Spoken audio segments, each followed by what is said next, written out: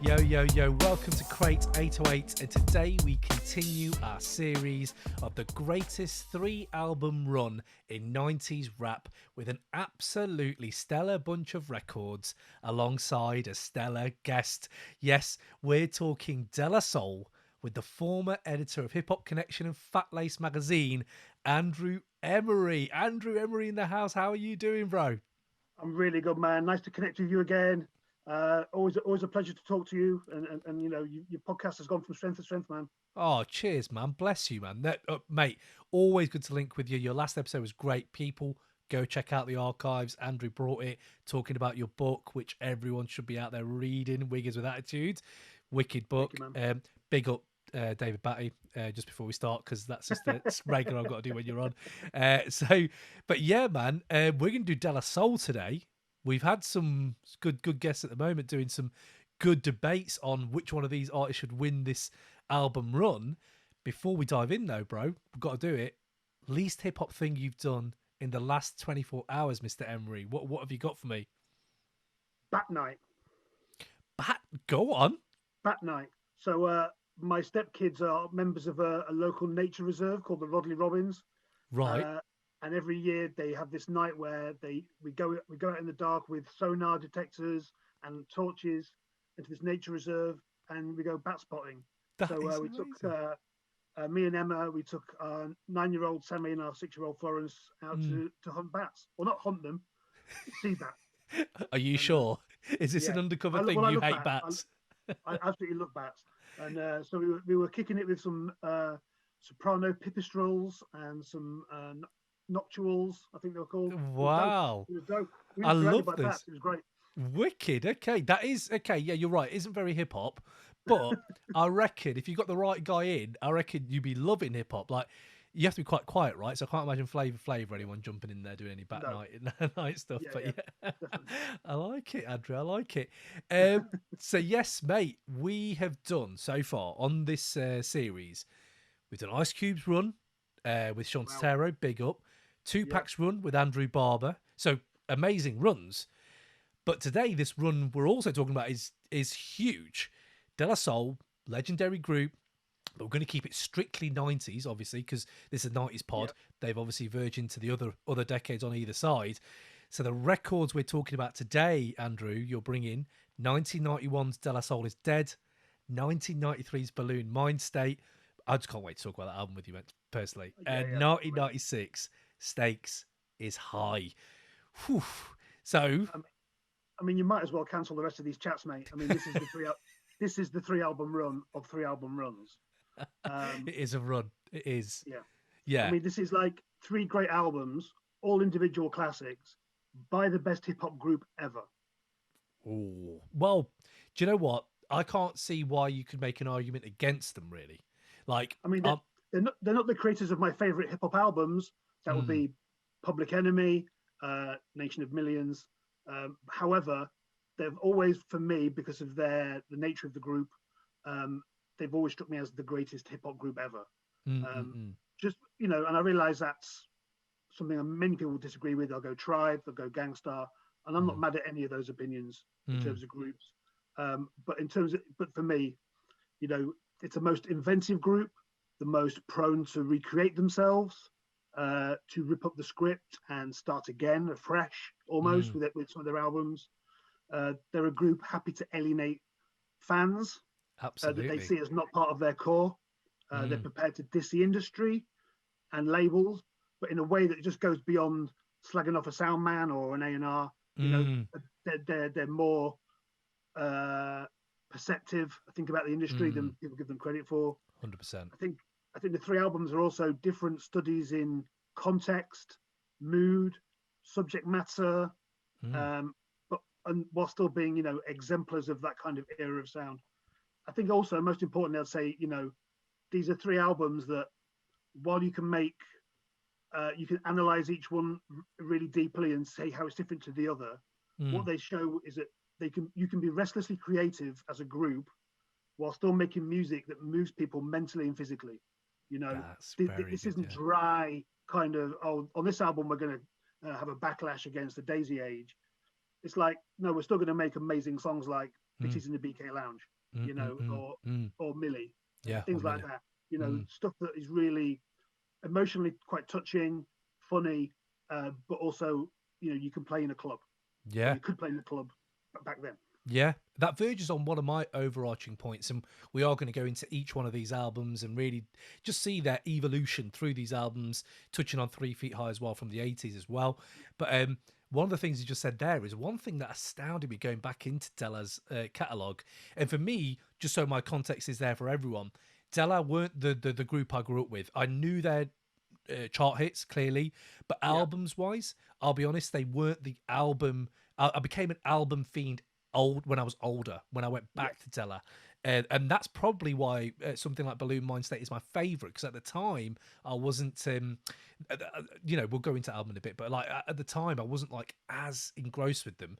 But when you look back now, mate, honestly, the things I find like amazing is they do everything you've just said, be incredibly creative despite all these record Yeah. label fuckeries kind of thing, at the same time make incredible pop music. Like, Yes. their pop music levels are incredible, and we will talk about those singles as we go, but I just wanted to touch on that point with you, man, because I'm right there with you. And despite all the So, drama with the sampling and stuff, I feel like yeah, they could do it all. yeah, and that's why I think they kind of straddle that divide of like being both an album group and a 12-inch group, because Mm, the 12 inches largely contain the pop hits, but with some killer B-sides tucked away, mm, mm, and also the club stuff later on, like Ooh, mm. um, and then but on the albums you've got that real kind of deep dive stuff that is like best contained on an album. Yeah, Those concept tracks, they're a bit yeah, trickier, and wouldn't sit as well in the singles. I think that's why they're the greatest group for me, because they do both those things. yeah. They make that balance look quite easy. Yeah, love it, man, love it. And if we're gonna go in, then like we'll start with 1991. De La Soul is dead. At this point, a little bit of context where they are. I would call them global stars, probably like after Three Yeah, Feet High. yeah, So 3 Feet High has launched them, and I would probably say, especially after listening to a lot of the interviews happened after all these years, basically overperforming to what anyone thought they could do on Tommy Boy. Um, when you look at them now, then De La Soul is dead is out. Um, before we jump into the actual like art they've made, of the three of them, what would you say each one of them bring to the table that is different to one another as a yeah. group? Well, I think the three albums together tell a story, Mm, mm, um, and they tell a story not just about De La Soul, but they also tell a story about hip hop's evolution mm, and how hip hop is seen globally and is seen in the marketplace, and it's kind of refracted through the prism of their own career.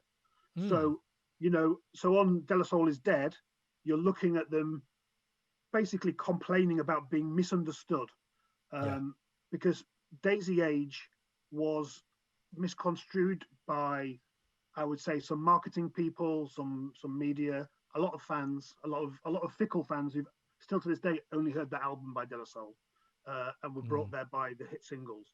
mm. And I think they felt that they were seen as hip hop hippies and soft, and and part of that is their own fault. Mm, mm, mm. They embraced some of those aspects, like having the flower girls coming out on stage and things like that. For them to turn around and go, "Oh, you're getting us wrong. We're actually pretty hardcore." Mm. I think they were kind of hoisted by their own petard a little bit. Yeah. Um, so that album, so De La Soul is Dead, is almost kind of a knee-jerk reaction to how they were being perceived. Mm, mm, mm. Buhloone Mindstate is a more nuanced uh, way of approaching that, Mm. and that's kind of encapsulated in the phrase, "It might blow up, but it won't go pop."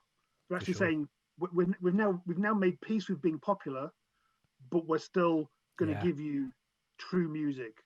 And I think on De La Soul is Dead, they give you that true music, but they do. It's almost mean spirited the way they Really. react to their adoration. The skits and everything are quite mean spirited.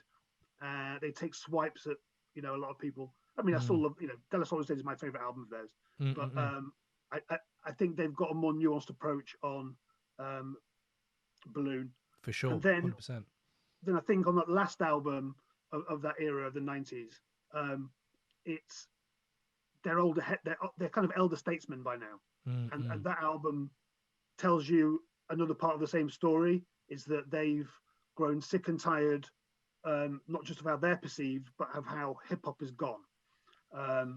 And they take swipes, and they started beats with Tretch on the album. For sure. They obviously had shots at Puffy, and they're sick and tired of certain aspects of hip hop, and I think that's what makes De La Soul so incredible to me, is that they're constantly engaging with hip hop itself. They're not one of those groups that rap about rapping. They talk about the wider culture. I hate using the word culture with hip hop. I think it smacks of it gets a bit dry and a bit real hip hop up in here. I think most artists are just content to release new albums. I think De La Soul released the latest installment in an ongoing narrative and discussion with hip hop and their fans. Yeah, man, that's really well put. I love that journey they go on. That theme, the themes change, but they also go back to the same thing. If we take it back to De La Soul is Dead, then, just because you did follow them live as they were coming out, unlike myself and many other listeners, I'm sure. What did De La bring to rap and hip hop that wasn't really there before? And then how does it shown in De La Soul is Dead? I mean, what De La Soul brought, they brought it in '89. So I'm going to step outside the decade just by a year, just by a few months. Yeah, because and it was encapsulated on their first singles. You wouldn't have heard Plug Tuning and Freedom of Speak and thought this group are going to be globally massive. You'd have thought they're going to be on a kind of KMD level of success, of underground adoration, a clutch of great singles, but they became this behemoth. And I think what that second album, De La Soul is Dead, does, it allows them to go back to the sound of Plug Tuning, the kind of more esoteric, arcane, the slang heavy, the fact that you have to unpick their lyrics quite a lot. You do. I think that's what they went back to on that album. Like I say, I think it is at times a mean-spirited album, but in a hilarious way. I mean, Beat is in the BK Lounge is basically having a pop at people who work in restaurants. Not the greatest job in the world, but it's done funnily. And I think that's the De La Soul's gift, is they can hit you with the heavyweight conversations about hip hop, but they can also do jokes. And they're naturally witty. And I think De La Soul is Dead is kind of encapsulates everything that's great about them as a group. It's that it's playful, it's silly, it's quite fractured, but it's still got those incredible, joyous, uplifting songs as well. I mean, it's a complete album for me.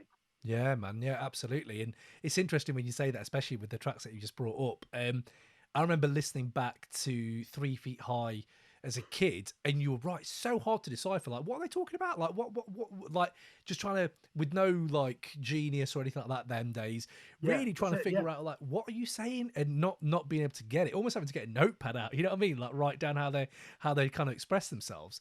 But if you look at something like Potholes on that, I remember listening to that for the first time with the video and everything. I just remember thinking as a kid, like, oh, this is art. This is like hip hop art. It's just the production. I'd never heard anything as smooth, casually smooth as that. Like, they're just casually just like, putting this transition in, doing this. And as a kid, I just remember that time thinking it seems so effortless with them. And then when you go to De La Soul is Dead, not only is it doing what you just said about plug tuning and stuff like that, man, you're hitting global sales yet again with like singles that they're bringing out on this. And I find that really fascinating how they keep that going. Could you pinpoint how their sound changed, especially with Prince Paul like being still in the mix, from 3 Feet High to this? Was there a massive change in the production or just the sound? Because I know obviously the attitude was more mean and dark and just annoyed, just really annoyed, weren't they? They were, yeah. And I think much of what changed De La Soul was it kind of it was happening after Buhloone more than anything else, and before Stakes, and that was the split from Prince Paul, Yeah. because he is, we've all heard him on podcasts, we've heard his albums. He's very playful. He's very influenced by movies, and I think he brought much of the silliness to De La Soul. And then when they started to move away from him, they were producing more themselves. They were using a couple of collaborations with Dilla, Dave West. Yeah. I think what strikes me is that they start to lose the more they deviate from that kind of early blueprint. They start to lose some cohesion to their albums, and I think by the time we get to like Artificial, the albums haven't got those kind of almost the themes that they have across the first 4 albums, and especially this 90s 3, which I think have all got really strong things to say individually. I think they lose that later in their career, and it's hard to say that's down to a producer. It could be changes in their life, it could be label woes, it could be any number of things, but there's definitely an evolution towards a kind of more traditional hip-hop sound with jazz on Buhloone Mindstate. That very much of the jazz rap era, and then on Stakes is High again. I think they strip it back again, and they go really hard beats, really intense rhyme patterns. I don't know if I'm expressing that particularly well, really, but I think that change, the first 2 albums are very different in terms of mood, but in terms of music, Prince Paul's hands are all over them. And then after Buhloone, it kind of you can see the difference. The elements are more disparate, less cohesive, because they're using themselves, Dave West, JD, whoever else. Yeah, man, that's so true. On that point, I find them, they are craftsmen, and they're very young, but like they are elite craftsmen because they're making not just albums, they're making cohesive standalone projects, what you've just said. So like the skits, the theme, the storyline, it goes away, comes back, goes away. And I find that concept, the idea I think there's not many groups ever in any genre that have been able to really deliver concepts with the elite music production up there at the same time. And I feel like, creative freedom, they had so much. I mean, it's hard, isn't it? Because then you look at the labels that have screwed them, and I couldn't help but think, like, if they had a label that looked after them, maybe. Oh man, maybe they didn't. Maybe they couldn't have done what they did, and maybe they just were like, "All right, do what you want, sample who you want, and whatever." And it feels like to me where, okay, that did you in. It did, and it'd be amazing if these albums were streaming right now. But would you have ever made some of this stuff on here, like Millie, like that track, man? Like, it's incredibly dark. It's not like that's in another person's hands. That's horrorcore. Like that is really, really dark. So I mean, I don't know. There's a weird kind of paradox there, I find. Well, I think the thing for me is that I would say De La Soul in terms of all rap groups. Like I say, when I got into hip hop in '84, those early hip hop albums were 6 to 8 tracks. They were the singles, and then quite a lot of filler. And many of the really good albums at that time, like Run DMC, it's got quite a lot of filler on it. And then we didn't really move to concepts until late '80s, and many of them are kind of heavy-handed. And I think what's great about Della is they've got the personality to carry over, so that the concept never just the music comes first, and is kind of welded onto the concept. The concept isn't forced forward with bad music, which and I think the other thing about De La Soul is it's all important is that they are the kings of context. Everything they do, especially during this run of 3 albums, is a reaction to and a reflection of the hip hop world. And I think obviously we'll talk about Stakes is High later, but it's most notable on the album. That is the album that is most a conversation with hip hop. But I think Buhloone Mindstate and De La Soul is Dead are also reflective of what's going on in the world. And good time for my mother to call. Ask her which one she likes out of these ones. Yeah. You had to hear it all through my bedroom walls when I was growing up. Oh, Bless bless her. him. Yeah, exactly. But yeah, you were saying context. Absolutely, man. Absolutely. Before we moved on to other notes I had on it, I just wanted to ask you, because obviously you've been around with Hip Hop Connection, Fat Lace, and all that. Have you had time to ever sit down with De La Soul and interview them and stuff like that? I have, but funny enough, not for either of those magazines. We Oh, did we okay. did carry a De La Soul story in Fat Lace, Mm, my creative partner Dan Greenpeace did. big Um, up. but I interviewed them for Downlow. If you remember Downlow magazine, Oh, I don't remember Download. which No. was, I believe, I was asked to do it by Matt C. Oh, Uh, wow. Okay. of Fat Boss fame. Yeah. I think he was involved. Well, I think he edited Download before, Hmm. and he asked me to do it, and it was it was unpaid. Yeah. At a time when I was getting paid to write, Mm, but I wanted to meet De La Soul. It was the first time I've been asked. Hip Hop yeah. Connection, for some reason, never asked me to, Yeah. and so I met them in a hotel in London. They were lovely. They were really interesting. Got my Mm, photo taken. Got all my original US albums signed wicked. by them. So yeah, it was great. It was Yeah, great. man. I had to ask you because I was thinking if you'd ever like met them, because they seem quite deep, pensive people, but also like and it comes across in their music, but like the opinions they have, they're fierce with them, man. Like they don't mess about. Like if they believe something, they really go for it. Yeah, And I I've got a find feeling I met them that's another time. I think maybe they played the Irish Centre in Leeds, and mm, I think me and Dan met up with them afterwards because I got mm, a photo with the five of us, mm. and I think maybe Poz is wearing a Busta Rhymes "When Disaster Strikes" promo T-shirt. Wow, Um, wow. Keeping it uh, native tongues, love it. that dates it. Um, Yeah. but yeah, I see, yeah, man. I see.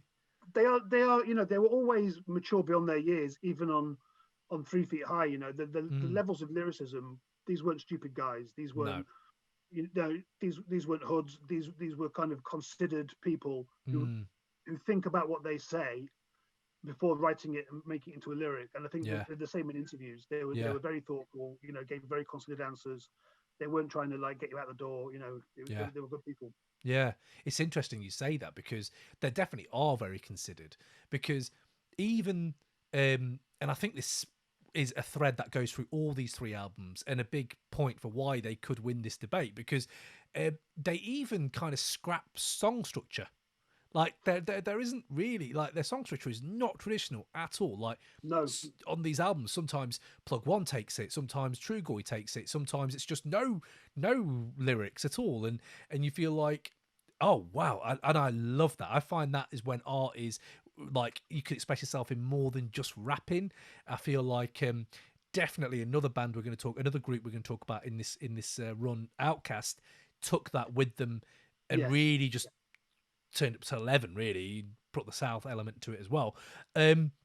One thing I did have to say about De La Soul is Dead for you, mate, is now, just personally, I find roller skating one of the most overrated pastimes of all time, right? I yeah, find it, yeah. I find like, I don't understand, like, okay, I get it, but I don't really understand it. But I've never, ever felt the need to skate more than watching a roller skate jam named Saturdays, the video, man. And they make it look fun. And I just thought that is if I was judging this, that's a really good thing for them to have in this run, that they've made me want to do something I actually hate. Yeah. And they've got the scooters in there and everything in the video. I was watching it again and I was like, wow, they're way ahead of their time, man. I see kids on scooters all day around here. Yeah, yeah. And you got Poss just doing his scooter and stuff. So They're visionaries, man, in everything. yeah, man, absolutely. Some little categories I want to touch on as we go through. If we're going to Is Dead, De La Soul Is Dead. Is there tracks on there that you think are the most rewindable, or do you have any hidden gems where you think like, okay, this one actually still bangs? Is there any of them in there? Well, on De La Soul Is Dead, I mean, Mm, it's going to be Afro Connections, um, yes. because the main reason for that is it was not on the original vinyl run. Mm. It's on the B side of the single, isn't it? It's on the Oh, Ring Ring B side. right. But if you weren't a 12-inch guy, Mm, um, and you just bought the vinyl album, you didn't know that track. It's on the CD, it's on the right. cassette with all those extra tracks. But it's Mm-mm. my favorite ever De La Soul record, Wow. and it's one that isn't talked about a lot. But I mean, it's also going back to what we are saying about this ongoing conversation with hip hop. I mean, it is a parody of gangster rap. It's them taking their speak, turning it up to 11, and do and all the kind of all the brags are turned even higher than that. It's like, I eat a lob crab. I've got 5 beepers, you scab. It's all, it's so unlike them. It's dripping with disdain for kind of the most mindless rappers as they perceive them. But also the beat knocks so hard, the way it comes in. Me and Greenpeace, we sampled it heavily when we were in our rap group together. We based whole tracks around the Puffer Blunt, I Don't Front line. We used to loop that up and then rap over some beats. I mean, what a wicked line. That track for me is like, it's a parody of brag rappers, but it's also a masterpiece of delivery. Yeah, man. That's wicked. Yeah, no, I'm gonna have to go back and listen to that again now, just because you said that. But yeah, I've been rinsing these albums. You're right. That is a track that still stands out to me. Obviously, we talked about Bitties and we've talked about some of the other ones on there as well, especially roller skating. I mean, it's timeless. Oodles of O's. That's a great gem on there. I love that track. Man, I was in Audi the other day listening to that, and it was just like I had to just stop and rewind it. I was like, Jesus Christ, man, this track is. It changes again. I know we say it's a lot of the pod, but it does change the way you walk. Peas Porridge as well. Like those are tracks with the funk in there that are just unreal. The sampling as well is unreal, and as we've said, that did them in the end. But I do feel like. Yeah, but then again, I suppose if you look at this run and you're talking about this as a run, why it should be like the best, like considered the best in the 90s for the bad stuff of that, it also does highlight how important sampling was. And you can see almost a clear cut from when De La Soul fell on Trouble to where hip hop started going. And it feels I long for that. Here's 10 different types of tracks and we're going to all sample them, but unfortunately nowadays it's just so hard, especially in the 90s. It's so hard to do because you get caught up in all the legal stuff. Definitely, man. Yeah, man. And my last one I was going to say on this album before we move into Buhloone Mindstate was you're talking about there about disdain. I can't help but just think they were when they were doing Who Do You Worship, and just being like, you know what, anyone who doesn't love us, they're going to hate this. They're going to hate this. Yeah. And thankfully we love them. And it's just great. Just put the heavy metal in and just go that way. Why not? That's it. They were so happy to piss people off. And, I think that kind of, if you were a really big De La Soul fan as I was, that endeared them to you more because you're like, no, I understand. You're like, especially when you're a teenager, as I was when I discovered De La Soul, you want to be part of a club and you want to feel included. And the fact that they would, take swipes at, pretend hip hop fans. I used to love that because I was like, I'm not one of them. I'm a real hip hop fan. As you do when you're 14. And, absolutely. And I think that kind of De La Soul was always a bit like Outkast. It always felt a bit more like a curate's selection of a hip hop group. This is connoisseur level stuff. This is your everyday stuff. This isn't your pie and mash. This is like your this is your mum and dad going out for their 1 month once a month meal. We're gonna go French. We're gonna do some French. We're gonna, all the Bernie in back in the day. All the Bernie in. But it is sorry for the food analogies, people. I know I bring them out all the time, but it's true. It works. And obviously, and it got 5 mics as well, right? This album. So that album. I believe so, yeah. So it's like it was regarded critically, really, obviously, amazingly.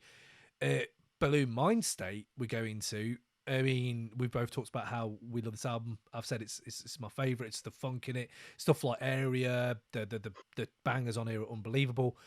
Before I hit your take on it, one line, or there's actually 2 lines that really sum up this album and De La Soul as a group and their career for me. The first line is Pos on In the Woods, where he says, "Fuck being hard, Posdnuos is complicated." Man, like, try to come back from that. Like, you use that in a battle. Try to come back. Like, you can't. Like, it's incredibly well thought out to just have that punch in just a few words. So I feel like that is what Della are about anyway. And I also feel like the other one that really summed up Buhloone really as an album though was 3 Days Later, smoothed out without the R&B. When they say smoothed out without the R&B, made me feel like, oh, these are the guys that are saying we can make you feel like We can make you dance. We can like evoke emotional like stuff from you. But guess what? We're going to do it with jazz, comedy, spoken word, like almost Yeah. stuff that's made for beat tapes almost at times. And you think if you can marry that up with your core theme of this is who we are, and then marry up, oh, by the way, we are still going to make hits. Like I feel like Ego Tripping on this is something that is still renowned as a very, very good single, and I put it on and my missus loves it, and you know, people I know who don't listen to rap are like, wow, this is a really good song. And you're like, yeah, it is. It's got that pop sensibility still to it. What's your thoughts on Buhloone generally, and what were your thoughts when you first heard it when you were at the I time? remember when I first heard, obviously, Break of Dawn was a lead single. Mm. Picked up the single, first listen, didn't like it at all. I thought, Oh. this is too smoothed out. Oh, there we go. But then flipped it over, killer B-side, and then again, I think a lot of the great De La Soul songs sound, they need the context of the album to sound, for you to understand their true worth and potential as a song. And I think Break of Dawn, when you hear it on the album, I mean, I love that song so much now. As a single, I was so underwhelmed, and then I heard it on the album, I was like, yeah, makes sense. But again, I would say Buhloone at first listen, I was disappointed as well. I mean, now it's a 5 mic classic from me. If we are going to adopt the sources, internationally recognised, but you know, frequently abused rating system. Absolutely, mate. Benzina. You know, and you know, there were better hip hop magazines in the world than the Source. Absolutely, man. Yeah, 100%. Yeah. But he said big-headedly. But but rightly. But yeah, I mean, that album took me a bit of time to live with. I think it needed, because it hasn't got that. You don't think at first listen it hasn't got a cohesive theme as obvious as De La Soul Is Dead's Backlash. It takes a little while to tease it out, and I think you've basically hit on the 2 notes I made. You know, especially about that pause line. You know, and I go on record. You know, I think Posdnuos is the most underrated MC in the history of hip hop. He's never in any GOAT conversation, which is why I don't really get into those conversations, because they never feature LL Cool J either for some reason. I mean, I don't know what song would be. You know, Posdnuos is one of the top 10 rappers of all time for me. And you know, Trugoy is pretty dope as well. Yeah. But I think he has a real gift for encapsulating a big theme in one line. And you know, fuck being hard, Posdnuos is complicated. Yeah. It's one of the greatest lines in the history of hip hop. Yeah. You know, because it cuts. You know, they haven't got to make a whole concept album to make their point here. They've done it with six words. Yeah. You know, we are the grown-up rappers who can, you know, smooth you out, as you rightly said, bring that R&B feel, bring that jazz feel, but also talk about grown-up things in a pithy way. And you know, that is the line, that is the takeaway line from that song. Yeah.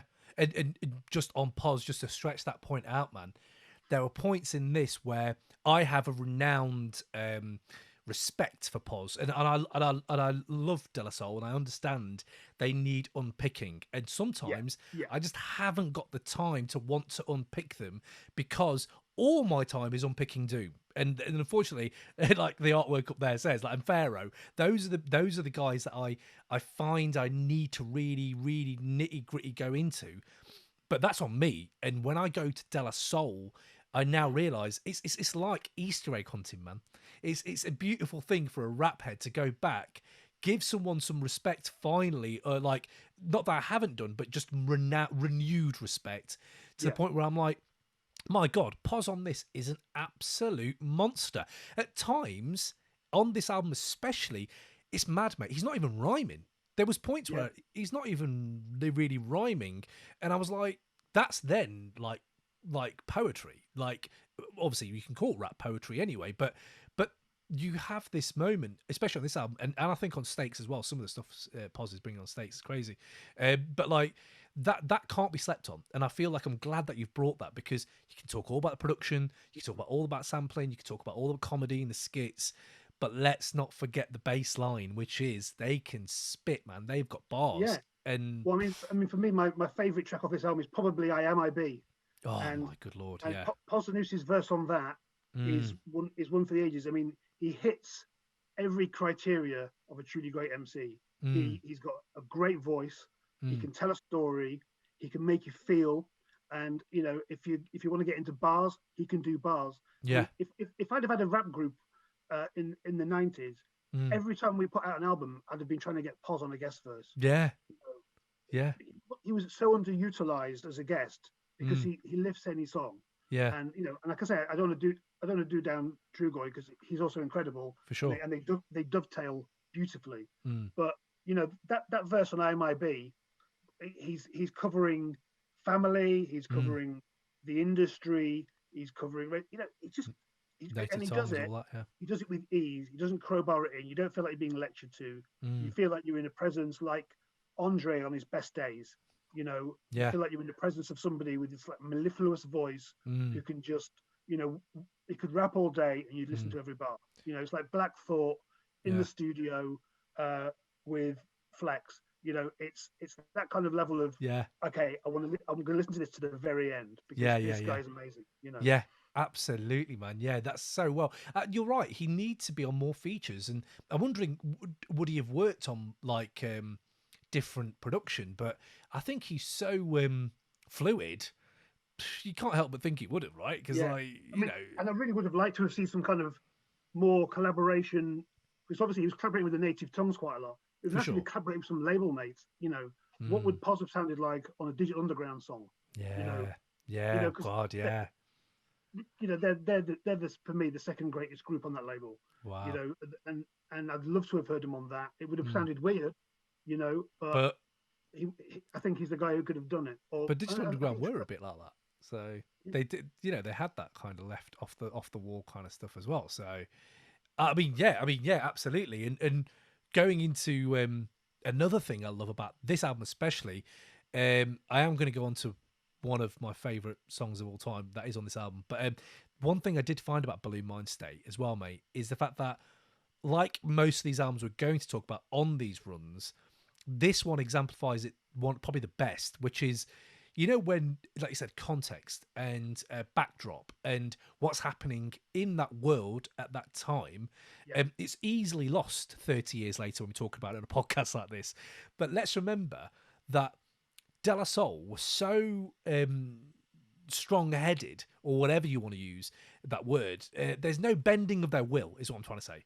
Like, yeah, this rap world is changing massively. Like, they ain't gonna do Woo, they ain't gonna do Chronic, they ain't gonna do Mobb Deep.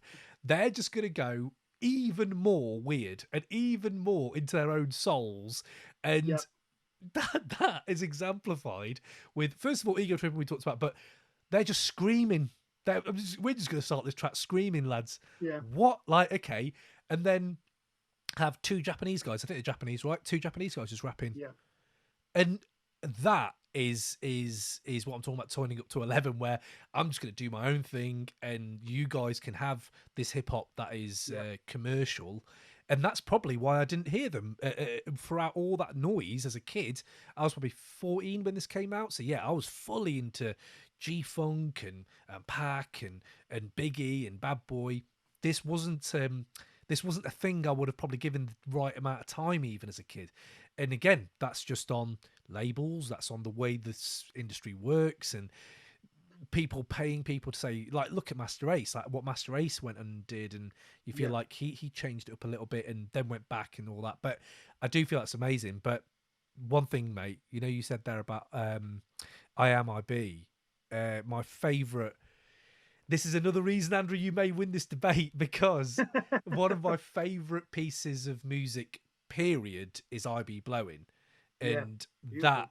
that is, I would say, perfect. I listen to that on a bad day. This week, I will put that on. I put that on when you're stressed, and that, or even not that. And just another thing, my family love it. My family love Yeah. that track, and it's a track that transcends hip hop. It just transcends any genre. It becomes just an amazing piece of music to me. So it's a great string to your bow to have for this argument, man. Is Yeah, that man. I track? mean, that is a beautiful piece of music. It's uplifting. It's Mm, kind of contemplative. mm. Um, I think it reminds me very much of the track "Soul of a Black Man" off the Maceo Us album, which is Right.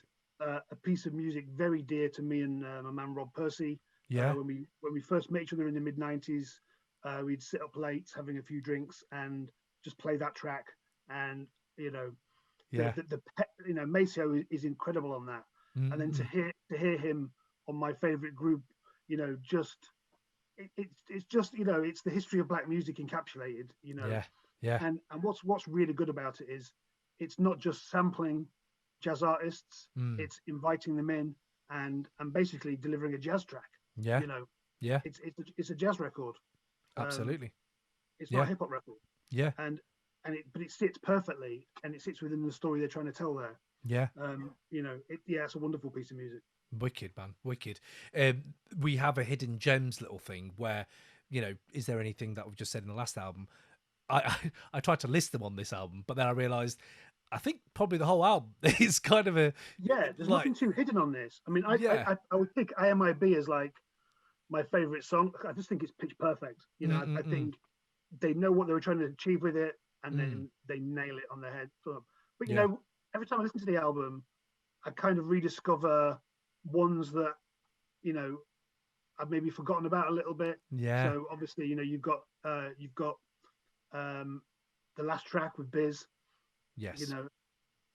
Stone Age. That's really good. And that's just like a fun thing tacked on at the end. Yeah. I don't think the sequencing does that track too many favors. True. Away. Yeah. I think IMIB would be the perfect closer for that album. Yeah. God, imagine. Yeah. That's sequencing is a debate for another day. Yeah. And, absolutely. Yeah. Yeah. I had On Focus is one that I just love. Eye Patch, obviously everyone loves that, but Area as well. Like, even now, man, like it's a hardcore album. Area is a really hard track. Yeah, man. Absolutely. Stone Age is a hard track. Yeah, man, 100%.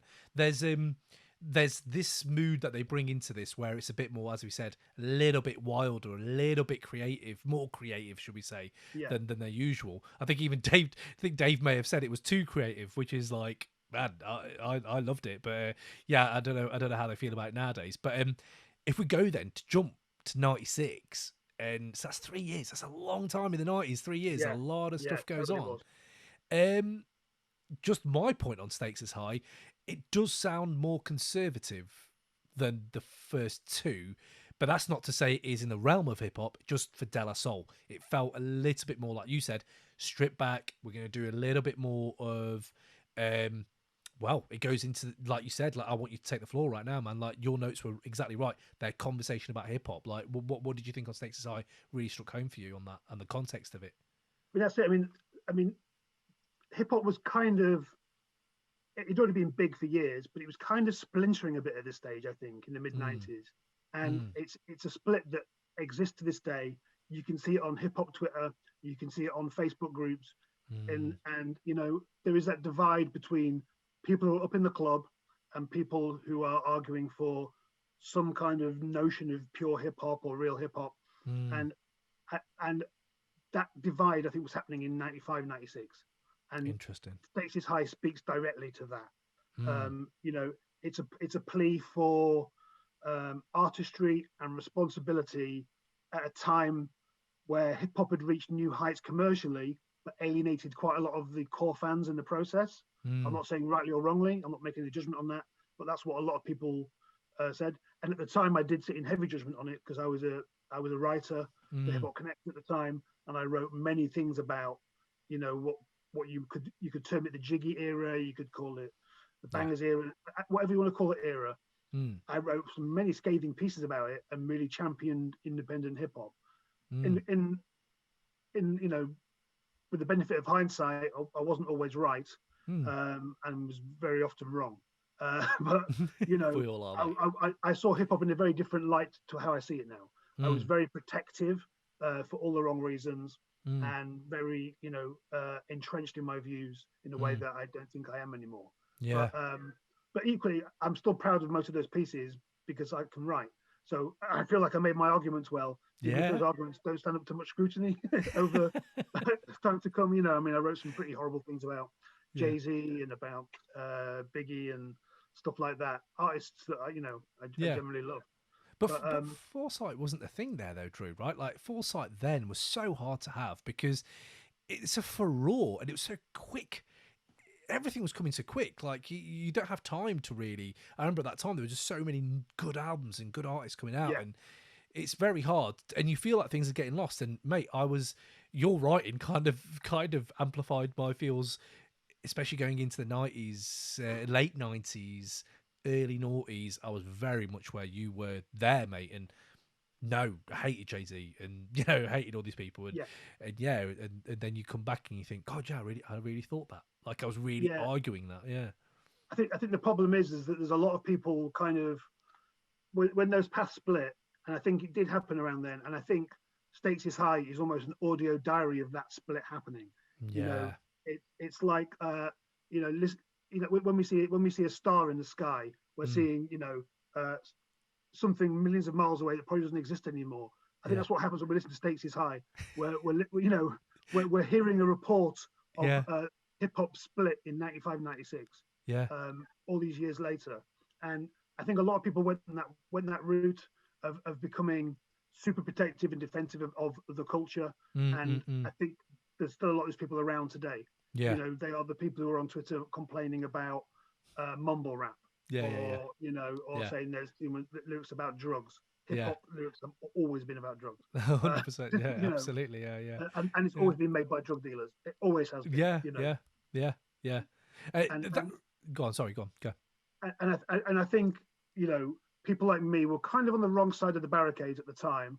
But I'm not gonna argue with my past self for loving De La Soul too much. When this album came out, it was like a reinforcement of my beliefs that we needed to protect hip hop from all this kind of and what we were trying to protect it from, really. Yeah. We were trying to protect it from Puff Daddy talking all over some tracks. I mean, that's not really the worst thing that could happen to hip hop, is it? Yeah. Yeah. It's not that bad.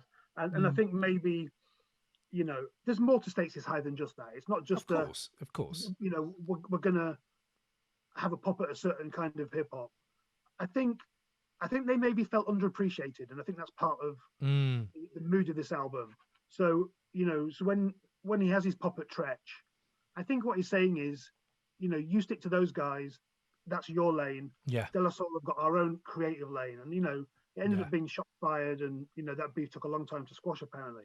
But I think they just felt underappreciated themselves. Yeah. Underappreciated by their label, underappreciated by the fans.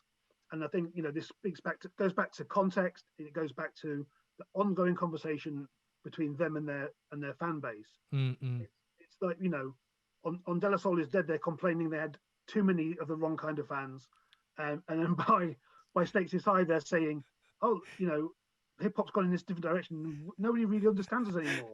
So it's a little petulant. Yeah, but it's delivered again with such consummate artistry and ease and head nodding and hummable stuff and stays in your brain forever that you forgive them their excesses, really. Yeah.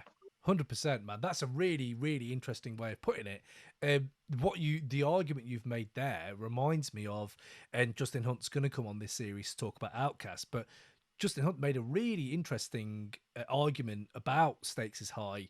At the same time, it was written as out. And that was a really interesting video, man. Like, if you go check it out on YouTube, all the listeners go check it out. It's one of them Hip Hop DX breakdowns, and it's just fascinating how that is very much what you've said, which is they helped form the next wave of the underground with this, whilst rap was splintering. And I find that fascinating with this album because obviously Common's on there, Mos Def's on there, and just one thing with Mos Def, by the way. I love Mos Def, by the way. He has been a resident in my top 5 for a long time. But he clearly has never, ever had a baby or smelt a baby's breath. Because he says in his lines, this is the mighty Mos Def style, fresh like baby breath. Now, Andrew, you have kids. I have. That could be horrid. Like, if you get them on the wrong day. He hasn't got a clue. Listen, that's not the only thing that man talks shit about. I mean, he comes out with some right nonsense. But I do appreciate he's beloved in many quarters. And I was one of the first people to interview him and put him on a magazine cover. You know, for HHC, we did the big raucous stuff back in the day, me and Dan. And you know, and I loved, you know, and he's incredible on Big Brother Beats, by the way. That's a great guest verse. Yeah, you know, brilliant.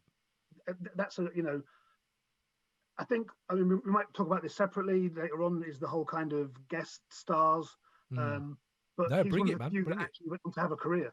You know, the likes of Shorty Nomas, who's amazing on IMIB, and you know, Truth Enola and people like that, and Jeff from whatever that song's called, you know, and you know, they kind of had they were almost famous or infamous for having guest rappers that everyone liked and you never heard from again. Yeah, you know? yeah. But Most Def is one of the few that actually managed to, you know, go on to have a career of, you know, increasingly awful albums. But you know. I love how it looks like it's going one way, and Andrew just comes in and undercuts it brilliantly. But I think he's a pretty good actor. If that helps. Oh man, love it! I love all this. I always like to pull the card out that I was in the studio while they recorded 2 tracks for Black on Both Sides, which I was. I was in New York covering a lot of stuff that week, and we were in the studio with 88 Keys when Mose was in there, and you know, he was doing his thing. He was a good artist. I just fell out of love with him the further his career went, really. Yeah. Well, this is the thing you were saying about careers. Common's on here. Jay Dilla's on here. They clearly, well, JD at the time, they clearly have this idea of what hip hop is and what hip hop should be. And again, stakes is high. Helps. I do feel like it gave fans at that time something different. Waiting until Fun Crusher Plus and Raucous and all these other people started coming up a little bit later. So I feel like they're on the verge, and this album's great for that, man, because again, which one of these runs really does that, where it foresees what's going to happen? Again, you could probably say Outkast, you could probably say Tribe, and Gangsta at some extent, but I feel like they really put it at the forefront of their messaging on this. If we look, it's good that you mentioned Common, because you know, if there's one song by another artist that would fit on this album thematically and in terms of sound, it would be Common's "I Used to Love Her." You know, because you know, obviously, Stakes is High is top and tailed with this stuff about Criminal Minded, and then they put at the end the kind of cut off bit of audio with 3 Feet High and Rising. So what they're saying is we are in the pantheon of great hip hop artists, which is why they're talking about being misunderstood a lot of the album. Because they feel they're not getting their due. But you know, they're talking about Criminal Minded, one of the greatest hip hop albums of the mid 80s, and I think that's the kind of hip hop that Common's talking about on "I Used to Love It." I think that track would fit so neatly onto this album. Perfect. You know? It really might would. be why they chose him for the business, you know. Yeah, it really would. It really would. You're right. There's these little, again, going into the nitty-gritty of this album, though, there's these little bits on it where, again, as a young teenager, even in my early 20s, I probably didn't appreciate it as much as definitely I feel like in my, probably after 23, 24, I really started loving little moments of tapestry in rap. And that's why I fell, like, in love with Jay Dilla late. But that was really what he did. Madlib, people like Black Milk, even, and stuff like that. And well, there's so many people. Great, and that's also why dubstep was great. I really enjoyed Tricky, and I really enjoyed Goldie and people like that. They were making loads of different little like sounds that were like just making it pop for me. And the hidden gems on this album for me are kind of relate to that, like. Better Listen's intro, just the intro to that is, I could hear that on loop. Dinnett's little outro that goes into breaks. I don't know what it is about these little moments where I just want to rewind that last 30 seconds, 40 seconds, where it's just, I don't know, they seem to have so much, and again, at this point, they're producing, right? And obviously they've got Dilla and stuff, but it does make me feel like, God, they were so talented. They can rhyme. They can do concepts. This album is perfect from, you know, the opening track through to Super MCs. Dinning it. It's So Easy. You know, the level of artistry is incredible. The sequencing is perfect on this album. Yeah. And my hidden gem is the last track, which is Sunshine, which I would argue is the greatest closer of any hip hop album ever. Oh, that is oh, that is huge. That's a list for Rob Pursey to be sticking up on Twitter and Facebook. The Yes, top man. closing track. Well, for me, it's Sunshine, because Mm. you've listened to quite an intense album. It's a real roller coaster ride, because you've got those kind of happy moments on, like, in terms of choruses, in terms of sound, and then you've got the real dark stuff of, you know, Stakes is High, with that intro, which I think is it the cartoonist Crumb yeah talking to the documentary. yeah You know, and it's quite somber, and then you have this little jolt of sunshine at the end. yeah And even though it's kind of possibly a bit tongue-in-cheek, possibly a bit ironic and sardonic, you know, it's an uplifting end, and it's got that chanty chorus, you know, De La's the crew, you know, which harks back again to the early days of hip hop and the Cold Crush Brothers, yeah Fantastic Five routines. Mm. You know, it's the perfect closer for me. You know, Yeah. and I love it. I do think this album was a bit badly served in terms of its singles, which Yeah. you know, because you had It's So Easy, Mm. you had Stakes is High. Stakes is High. Yeah, I don't know, suppose that was the. I just think there's better things to lift off it. Yeah. But you know, that's a minor purist gripe. I don't know. Yeah, but it's interesting because you are talking about the same group that's brought Ring Ring out. They brought out again Ego Tripping. They have these tracks that are more aligned to that. I suppose Stakes is High was the one that I think I remember just everyone who rinsing that one. That was the one that was getting rinsed a lot. But yeah, I mean, I just think, like, the Stakes singles, apart from the title track, they're not a great representation of what's going on inside the album's head. yes, You know, there's a lot on that album to unpack, and I don't think. But then again, you can argue the same for many of their other singles. You know, Yeah. they are, you know, there's no way that roller skating tells you that you're going to end up listening to Millie. Yeah, you yeah, know? yeah. No, yeah, very true. Or Afro Connections. You know, Yeah. that's not. So I kind of, that also feeds into their beef with their label. You know, Yeah. they often bumped heads, I think, with Tom Silverman over choices of singles and stuff like that. So, Yeah, you can. just as a minor point, I think I never felt the singles were greatly selected off this. Yeah, it's interesting because I reckon that label headache was probably still there, very prevalent, and the singles probably were affected with it. I was thinking about best bars on just generally Della have been bringing, and as you said, they're just crazy. But Pos on Stakes is High.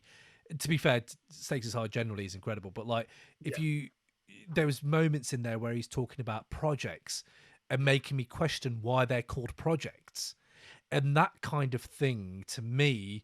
And as well as, you know, serving to take down mid 90s like gangster rap and stuff like that, but doing it brilliantly. Like, what is it? Gun control means using both of my hands or something. It's like, like stuff like that. And I feel there's that Stakes is High is one of them where I feel I've still not really unpacked it.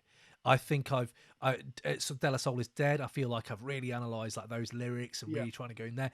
But Stakes still for me at times where I'm like, I think I can't remember what track it was, but like Down Syndrome. I heard Down Syndrome again the other day, and I was just like, oh, it's clicked for me. I get this now, and I feel like that is good for a piece of art you can keep revisiting and revisiting and revisiting, definitely. and you never get the full impact until later. So. Yeah, man, I feel that. Did you have anything on, if you had to, on any of these albums, have a non-90s artist on? But it couldn't be 80s because they were in the 80s, so it'd have to be after the 90s. Is there an artist you feel like you'd like to have heard, or you think may have been intriguing to hear on one of these? That's a tricky one, because I think Della's best albums are the ones without heavy guest appearances. Yeah, I think they lent heavily towards guest appearances towards the end of, you know, the Artificial series. You know, there's a lot more guests, and I think what unites this trilogy is that the guest appearances are sporadic, low key, and often never heard from again. You know, Shock and No Mask, Truth and Ola had maybe a couple of singles, but you know, and obviously Common was a relatively star-studded guest. Yeah. And I think they did do some future collaborations with artists outside the 90s. You could say like MF Doom, Slick Rick in the future. Track. But they were on lesser albums. You know, as much as I like those albums, don't get me wrong, I really like the Grind Day and the Artificial albums. they are lesser albums than these three. Yeah. And I don't think many artists outside the 90s could have lived with De La Soul on this kind of form. Yeah. You know, I just think they were so exceptional and so cohesive as a group. And like I say, you know, to labour the phrase, Pos and Dave dovetail so beautifully. You know, you talk about Stakes is High, that those Pos lyrics, but the one that grabbed everyone, I think, first on that was Dave's verse, where he just literally tears into hip hop. You know, I'm sick of R&B rappers with their sickening raps. Yeah. You know, all the stuff. He stepped out from behind the kind of curtain of their kind of often impenetrable lyrics and were just like, I'm sick of it. I'm sick of this shit. Yeah. You know? And I just don't know who could live with them in terms of delivering vitriol against the art form, allied with, you know, amazing ability. Yeah. I just you know, and I wrapped my brain thinking what would be the dream collaborations, you know, and they all kind of felt like 90s artists. Yeah. You know, I would love to have heard them do more with Slick Rick. I would love to have heard them do stuff with Andre. Yeah, you that know, would have been the one for me. I would have loved that collaboration. Yeah. But yeah, I'm going to disappoint you. I couldn't think of anybody from the 2000s. No, that's that they haven't already worked with. Yeah. Yeah, I feel you, man. I feel you. I'm pretty much the same. I couldn't really think of many because, again, you're right. It's kind of impenetrable. What you've said there is really interesting, though, about like how they just did away with the fancy wordplay and just went straight. And I feel like that worked so well. It worked so well. And and I do remember that Dave verse. And I remember just the videos as well, like where... Is he in the laundrette? Is he in the laundrette in that one? I can't remember now. Oh, man, I can't remember last time I saw that video. Yeah, but I can't remember. There was one where he's doing his laundry and shit, and I'm like, this is great. This is what I need. But yeah, like I feel there's not much I could put into these because it is quite impenetrable. But again, they have had an impact outside of the 90s going into and summing up like this run. I didn't want to ask you, like, do you think you can hear the De La Soul sound today? Like, can you hear that anywhere? Like, or do you think it's kind of its time now? And well, I mean, you know, I think De La Soul kind of aren't strictly dead at this stage. Although I do think and the Anonymous Nobody, you know, was them on life support. You know, I speak as someone who will die on the hill that they're the greatest rap group ever, but I was disappointed in that album. You know. Okay. But also, I also think that if there's one group that could turn it around and stay relevant today, it's them. And I think we've seen many kind of quote unquote old rappers making really interesting dope music at the moment. Yeah. You know, I mean, I really like that recent Casual album, Big Head Science. You know. Yeah. I think that trio can come back, and I think also the introspection and intellectual honesty of De La Soul. It can be found in numerous artists today. You know, whether on a, I'm not sure how many household names there are, but you know, I think there's lots of underground artists like Sky Zoo. Yeah. I think Royce's last album. I think Sci-Hi the Prince's album. Yeah. I think they both those albums and many others. You know, a lot of the stuff on Mellow Music is in a similar vein of introspective. Quite honest about relationships and where people's lives are, but I don't think any group has ever done it with the mastery of De La Soul. Yeah. Thank you for the Mellow Music pull there, because that is a label that has definitely got them same themes and ethics and principles when they go into making hip hop, like proper hip hop, and that's it. And the Marlowe 2 album that I've banged on about on this podcast for the last few months, everyone knows I bang on about it, but that is creative. It's different. The sampling's odd. That is what De La Soul brought, and I feel like there's that there.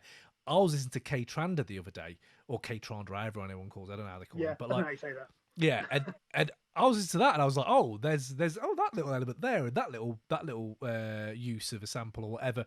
Again, I feel like they morphed out of just rap. Yeah. I think it went into lots of different Definitely. avenues. And a lot of the more esoteric rap groups like Death Grip, for example, are heavily De La Soul influenced. Yes. You know, their influence is writ large on popular music, full stop. Yeah, man. Well, Gorillaz. I mean, that's what they went and did, right? Yeah. Featuring Gorillaz and that. I mean, if we're looking at the conclusion to this then, first of all, another thing I was thinking, like, who is, like, out of these groups that we're talking about, who's lasted this long? And I actually liked their last album, but, like, I was thinking there's not many that last for this long.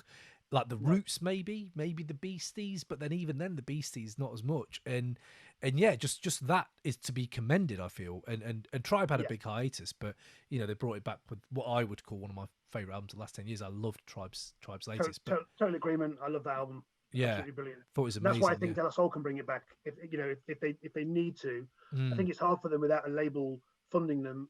You know, the crowdfunding route mm, might be partly why I'm not such a big fan of that album. I mm. think the approach that they made. I mean, there's some good stuff on it. Don't get me wrong. Yeah, It's De La Soul. They're never going to make a terrible album. yeah, yeah, But yeah, but you know, the albums we're talking about today are mm, such highs.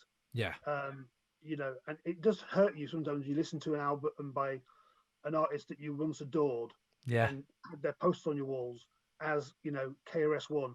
yeah, I find his music unlistenable today, and yet, you know, again, he's another one who should be in every GOAT conversation that he's yeah. ever had. But yeah, I just think, you know what? I've lost the point here. No, man, no, Myself into submission. No, it's fine. It's all good. It's all good.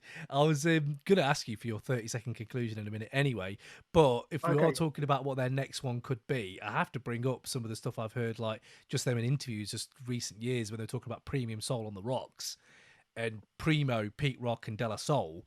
I mean, I'm here for that. If that was a thing, I would love to see what that is. Hopefully it wouldn't inhibit them too much. I felt like Pete Rock does what Pete Rock does. Primo does what Primo does. Even though Primo is trying different things with Griselda and all these other new artists, he is trying different palettes.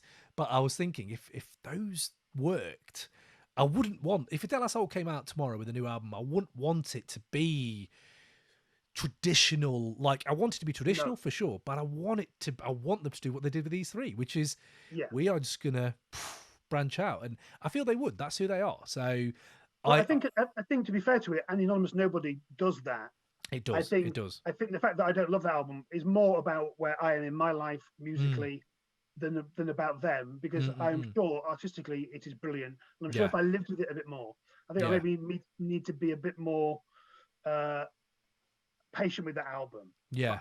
For me, there's just too many guests on it, and there are. You know, and I think the more you add to a De La Soul album, the more you are diluting Pos and Day, which is the reason I'm there. That's you know, but that's just me. I maybe need to go back to that and be a bit kinder to that album. No, but fair. No, I've been listening to it recently, and I do really enjoy it. But you are right, there are a lot of features. But Andrew, man, that would, first of all, I love this chat. I could do another hour, to be fair. But let's save the listeners. I want to hear your 30-second conclusion for why you think De La Soul's run is the one. So hold on 2 seconds whilst I get my timer up for you. But timing this, yeah. I'm actually getting a timer up. No one ever sticks to it, but I really should have. Okay. But don't worry, no one sticks to it. It's fine. Andrew Bob went on for like 3 minutes. It was fine, but it's all good. It's all great stuff. But let's go with it anyway. Let's go with the faint pros for it. Right, whenever you're ready, bro. Let's go. Okay, man. So, put simply, De La Soul just made better songs than anybody else in this era. Their commercial singles were perfect examples of how to make cutting-edge hip-hop with non-corny hooks, and each album took really deep dives into truly edgy hip-hop at times. They also feel like cohesive projects rather than just collections of songs, which is what many albums, some of the great ones included, are. And I think each album is a mission statement that is laced with superlative super MCing. Oh, but mate, you got the super MCing, mate. If you've got more, I want to hear more. I want to hear it. No, man, that's it. That's it. I think I've said everything I can say about De La Soul, man. They are the greatest. Yeah. And you know, as you yourself said, you can go back to those albums and still discover little nuggets today. Yeah. Which, especially as a UK fan, I think a lot of US kind of writers and fans don't realize is that all the stuff that people talk about in hip hop records isn't second nature to us. We don't know the brands that they're talking about. Yeah. You know, they might be kicking a simile about a sports broadcaster in America, and we're like, who? Who's that? Yeah. And it took a long time to find out who Tom Brokaw is, or Dan Rather, or what a Purdue chicken is. Purdue chicken, yeah, you, yeah, you, especially if you grew up in like rural or suburban UK. yeah, So, yeah. so, so to this day, I'll still listen to albums by many groups and be like, now I get what they're saying there. Now I get that. Yeah, man, and that's the beauty of it, isn't it? That's the beauty of rap, man. They keep going Yeah, back man. That's and why back. I'll be listening to it when I'm like, smoking my pipe on my, in my retirement home, going Yeah. senile. I'll still be playing the classics. Do you know what, mate? When you're there, I'll come give you a visit and we'll listen to it together. We'll go, you Come, know what I come and mean? push me down. Come and push me down the seafront with a blanket on my lap whilst we talk about Outkast. Yes, mate. I love it. Yes, I love that.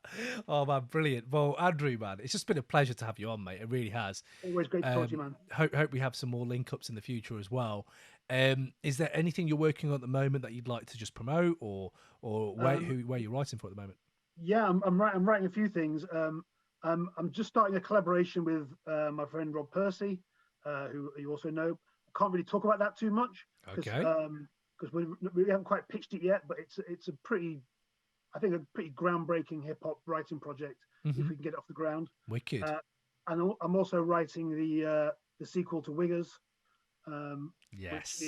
which is called Adventures in Rap, and Nice. bought the URL, about to start the blog, and started writing the book. So yeah, that covers the hip hop journalism years. So Brilliant. it's all the Fat Lace years, it's all the hip hop connection stories, the rappers I've fallen out with, all that stuff. Mate, come when that's up and running, come back on because I want that. I need that, man. Thanks, That's man. what we live And I off. really So. appreciate your support for the last book and for having me on the podcast, man. It's very good of you. Mate, I'm honoured to have you, mate. Seriously, like you shaped my childhood, so it's nice to just have that. And I'm always learning, man. And that's the thing. I feel like, especially in rap, there's degrees of rap fans, and many a person has tried to call me out on Twitter for not knowing certain things. I've never alluded to the fact I'm a historian. I'm not. But what I do love is hip hop. And the point is, I love to have people like yourself come on, tell me about these B-sides, tell me about these tracks that I've not heard. And I'm ready to listen and appreciate them. So hopefully the listeners are going to do the same. Go check out Andrew's book. It is banging, and anything else he does. But Andrew, man, before you do go then, I have to ask you what I ask everyone, man. What is the last great piece of music you heard? Could be old, could be new. Can't be De La Soul because we've talked about him. What was it? Well, like I said, I really, really liked the recent Casual album. Would I say it's great? Maybe not, but yeah, I really liked it. And you know what? What came as a great surprise to me is how good the new Conway is. Because I think most of the Griselda albums are lavishly overrated, lacking beats, and incredibly repetitive vocally. Yeah, I think he's nailed it on this by opening up the production palette to a wider group of people. And like you say, Primo's trying something new on there. I mean, it's still got the traditional Primo chorus, but you wouldn't have picked out that track as a Primo track. And no, I think the guests sound really good on there. Lloyd Banks sounds really hungry on there. Unbelievable. That album, and I think it's converted a few kind of Griselda skeptics like myself and Rob to kind of like, okay, now you're doing it. Now you've got some beats underneath your vocals. We can play. I've seen you, Andrew, on Twitter when I'm talking about Griselda as well. I know what that is, but like, do you know what I love about that crew generally is the fact that in today's rap, if something sticks to the fans, like the fans love it, it's almost like they will just drown you in it. And it's for everyone has that now. And I feel like that's a marketing or like tactic. It's just a tactic to get yourself to where you want to be. And someone like Conway, this last album, you're not the only one. I've had 3 or 4 different people on this podcast, like Raymond Ridge, who hates Griselda, has come out and said, they win you over in the end. And it's like they do certain things. Yeah. I just hope they keep doing it. And you're right. And I feel like there's a bright future there, hopefully, if they go down that realm. So, but yeah, I think, and also I think the thing is, I think the reason we are coming around to it is because they have evolved their sound, and this is the leap forward. Because again, I still think West Side Gun is pretty useless. Oh mate, he's got a terrible ear for beats, and he's really boring rapper. Yeah, but I think Conway might be the difference, and I think if they evolve that sound, then I can get with it. I mean, not that they care. They're Yeah, raking yeah, it in. of They're course. doing great things. What some fat old hip hop journalist in Leeds thinks isn't going to keep them awake at night. You know. Yeah. What if it did though? Imagine West Side listens to this. He's like, "Fucking hell, man! I need to change it up." And the next album's just like all De La Soul beats. Just imagine. Just imagine. But This is it, Andrew, man. man. You know, when hip hop splintered back in '96, I think you had the people like me and the people like the kind of more set in their ways people. People like me still want to listen to every bit of hip hop. I want to listen to every new release by every artist and judge it on its own merits, man. That's And it, man. there's still exciting hip hop coming out every single day. Yeah, man. That's it. Beautiful. What a way to end it. Beautiful. So, Andrew, man, thank you. Absolutely. We are going to pitch this out to all the people. Get in touch with us. Crate808.com. Go check out all the other episodes. But do get in touch with us. Twitter, Facebook, wherever. Pitching on Andrew's argument for Della. Obviously, pitching arguments for his argument on Griselda as well. Whatever you want to, bring it out. And yeah, man, I shall catch you on the flip side, bro. And let's see how this goes, yeah? Thanks again, man. Wicked, man. Peace.